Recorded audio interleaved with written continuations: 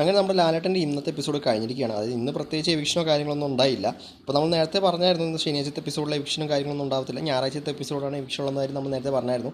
അതായത് സൺഡേത്തെ എപ്പിസോഡിൽ എനിക്കൊന്ന് ഒരാളെ ഔട്ട് ആവത്തുള്ളൂ, മിക്കവാറും നമ്മുടെ സാഹുമാൻ തന്നെയാണ്, വോട്ടിംഗ് കുറവ് സാഹുമാൻ തന്നെയാണ്. പിന്നെ എനിക്കൊന്ന് മിഡ് വീക്ക് ഒരു എവിക്ഷനും കൂടെ വെക്കാൻ സാധ്യതയുണ്ട്. ഇപ്പോൾ മൊത്തം 8 പേര് ഇപ്പോൾ വീട്ടിലുണ്ട്. അപ്പോൾ ഇന്ന് നാളെ ഒരാൾ പോയി കഴിഞ്ഞാൽ 7 പേരായി.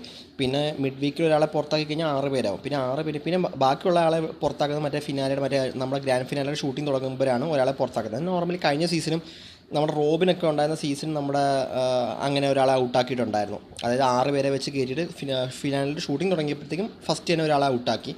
അതിന് ശേഷമായിരുന്നു ടോപ്പ് 5 ഡിക്ലെയർ ചെയ്തത്. അങ്ങനെയും ചെയ്യാം. എങ്ങനെയാണെന്ന് അറിയത്തില്ല, ചിലപ്പോൾ മിഡ് വീക്കിൽ ചിലപ്പോൾ 2 പേരെ വിടുമായിരിക്കും. അങ്ങനെ നമ്മൾ ഇന്നത്തെ ലാലേട്ടൻ്റെ എപ്പിസോഡിൽ പ്രത്യേകിച്ച് എന്താ പറയുന്നത് വെച്ചാൽ നമ്മുടെ അനീഷും അനുമോളും തമ്മിലുള്ള ലവ് ട്രാക്കിൻ്റെ തന്നെയായിരുന്നു പറഞ്ഞത് പ്രത്യേകിച്ച്.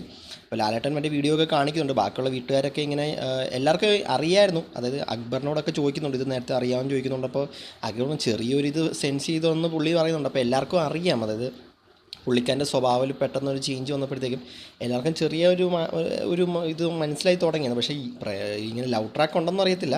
പക്ഷേ പുള്ളിക്കാരൻ അത് ആ രീതിയിൽ തന്നെ എടുത്തുള്ളൂ. പിന്നെ വേറെ കൂടുതൽ ഇതൊന്നും ഉണ്ടായില്ല. പിന്നെ നമ്മുടെ ഇന്ന് പിന്നെ ബേസിക്കലി ലാലേട്ടൻ സംസാരിച്ചത് നമ്മുടെ നൂറ ക്യാപ്റ്റൻ ആയതിനെ കുറിച്ച് സംസാരിച്ചായിരുന്നു. പിന്നെ നമ്മുടെ അനുമോളുടെ ഇഷ്യൂ, അതായത് കിച്ചണിലുണ്ടാക്കിയ ഇഷ്യൂ പറയുന്നുണ്ടായിരുന്നു. അക്ബർ പറയുന്നുണ്ടായിരുന്നു, അതായത് കഴിഞ്ഞ ആഴ്ച ഞങ്ങൾ ഇതേ സെയിം കാര്യങ്ങളും പറഞ്ഞാണ് അനുമോൾ ഇട്ടത്, അതായത് അരി കൂടുതലിട്ടെന്ന് പറഞ്ഞിട്ടുള്ള പ്രശ്നം, ആ സെയിം ഇഷ്യൂ വീണ്ടും അക്ബർ കൊണ്ടുവന്നു.